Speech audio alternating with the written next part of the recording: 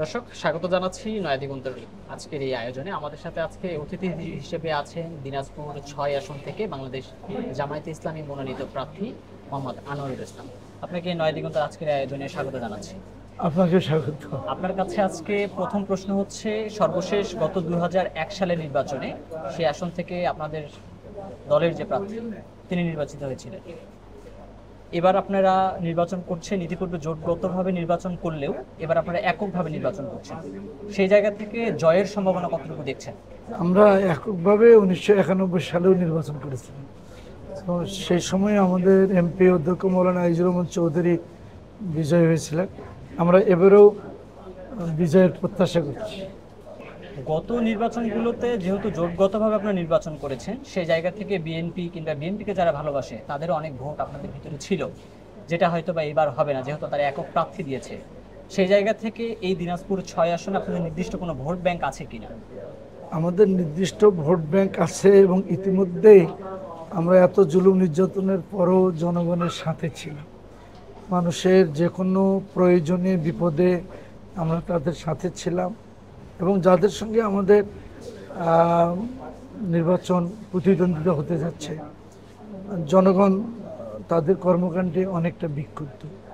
সুতরাং আমাদের ভোট সংখ্যা অনেক বেড়েছে।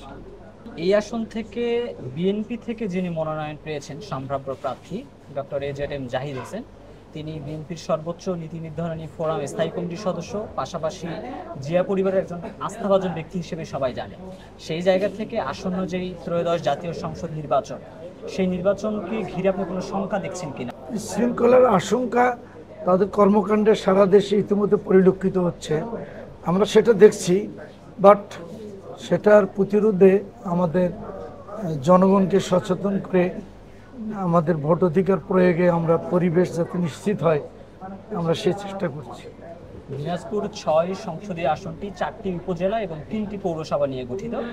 নানা কারণে অর্থাৎ ভৌগোলিক কারণে কিন্তু এই আসনে একটা গুরুত্ব রয়েছে। বিশেষ করে দেশের দ্বিতীয় বৃহত্তর স্থলবন্দর হিলি সেখানে রয়েছে। বাণিজ্যিক দিক বিবেচনায় এই আসনের একটা গুরুত্ব রয়েছে সারা দেশে। সেই দিক থেকে যদি আপনি নির্বাচিত হন দিনাজপুর ৬ আসন থেকে, এই আসনের উন্নয়নে কিংবা হিলি স্থলবন্দর নিয়ে আপনার কোনো পরিকল্পনা আছে কিনা? আমার হিলি স্থল বন্দর নিয়ে পরিকল্পনা, সেখানকার যোগাযোগ ব্যবস্থা এখনও ভালো না। এরপরে অনেক পণ্য আমাদের দেশ থেকে ভারতে যাওয়া কিংবা ভারত থেকে আমাদের দেশে আসা, অনেক পণ্য এখনও আমদানি বা রপ্তানি হয় না। আমি, আল্লাহ যদি আমাকে নির্বাচিত করে, সেই পণ্য রপ্তানি আমদানিতে আমি ভূমিকা রাখব এবং সেখানে অভ্যন্তরীণ বিশৃঙ্খলা যা আছে আমি তার নিরসনের জন্য উদ্যোগ নেব। ব্যবসায়ী তাদের যাতে নিরাপত্তা এবং সুযোগ সুবিধা নিশ্চিত করা যায় সেই ব্যাপারটিও আমি দেখব। দিনাজপুর জেলাটি একটি বৃহত্তর জেলা বলা হয় উত্তরাঞ্চলের, যেখানে ১৩টি উপজেলা রয়েছে এবং আপনার সংসদীয় আসনের একাধিক উপজেলা জেলা সদর থেকে দূরত্ব অনেক বেশি। এবং ইতিপূর্বে আমরা দেখেছি যে বিরামপুরকে জেলা ঘোষণা করার জন্য বা জেলা দাবিতে বিভিন্ন সময় দাবি উঠেছিল। সেই জায়গা থেকে আপনি যদি নির্বাচিত হন, এই দিনাজপুরকে পৃথক করে বা বিরামপুর বা আশেপাশে কোথাও জেলা করার কোনো দাবি আসলে জাতীয় সংসদে উঠাবেন কিনা?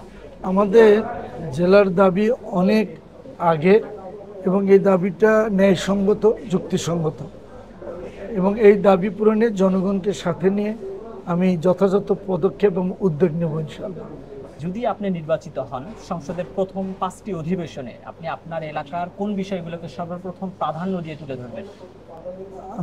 আমাদের তো কৃষি প্রধান এলাকা, আমাদের কৃষকদের যেটা মানে প্রয়োজনীয় উপকরণ, তার মধ্যে সার, বীজ, ডিজেল তেল, এরপরে কীটনাশক ঔষধ এবং আধুনিক কৃষি উপকরণ, আমি সেটাই বলবো যে ভর্তুকি দিয়ে কৃষকদের স্বল্প মূল্যে এটা দিতে হবে এবং তাদের উৎপাদিত ফসলের ন্যায্য মূল্য দিতে হবে।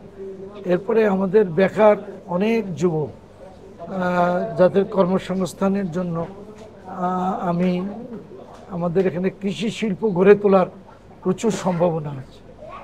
আমরা এই কৃষি শিল্প গড়ে তোলা সহ আমরা তাদেরকে প্রশিক্ষণ দিয়ে, প্রশিক্ষণকালীন ভাতা দিয়ে, তাদেরকে পুঁজি দিয়ে আমরা উদ্যোক্তা বানাবো এবং শূন্য পদে যাতে তারা মেধায় টিকে এ ব্যাপারে তাদেরকে আমরা প্রশিক্ষিত করে গড়ে তুলব। এরপরে আমাদের সেটি হলো আমাদের সীমান্ত এলাকা হওয়ার কারণে এটা বলা যায় অনেকটা মাদক জোন। এই মাদক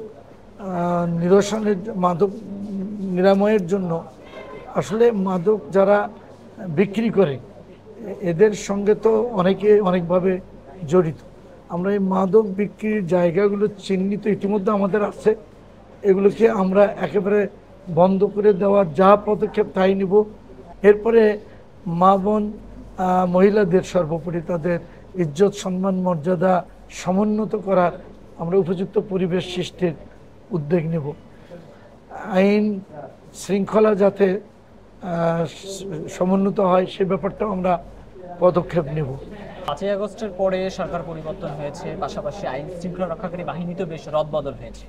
সামনে যেহেতু ত্রয়োদশ জাতীয় সংসদ নির্বাচন এবং আপনার সংসদীয় আসনটি নানা কারণে কিন্তু গুরুত্বপূর্ণ, কেননা আশেপাশে 2 থেকে 3টি জেলার সীমান্ত রয়েছে। সেখানে এই আসনে যে কোনো অপরাধ প্রবণতার বেশি এবং যারা অপরাধ করে তারা কিন্তু খুব সহজেই অন্য জায়গায় নিরাপদ স্থানে চলে যেতে পারে।